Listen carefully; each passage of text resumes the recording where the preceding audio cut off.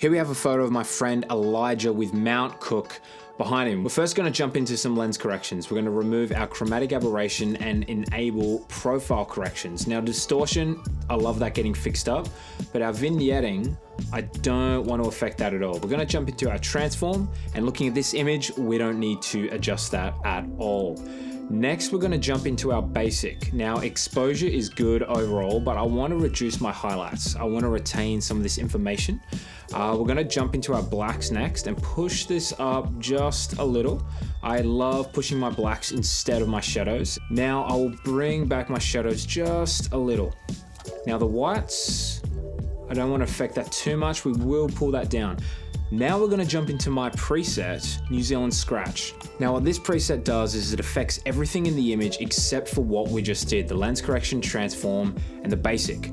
Everything else is stylized, but these things that we've just adjusted need to happen every single time to our images. Not every image is going to have the same adjustments in this section in basic. So now a few more things I want to do. I want to mask out this ground here.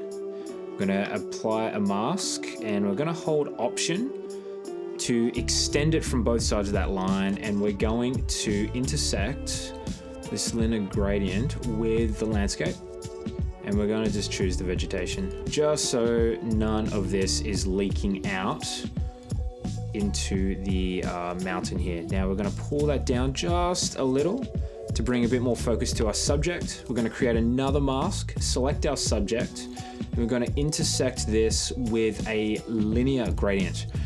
This is going to highlight our subject just a little bit more. We're going to increase the exposure just a touch.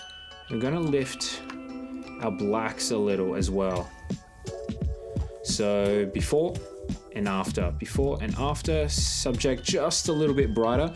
Last thing is going to make that background glow. So first thing, we want to create a radial gradient, nice and large.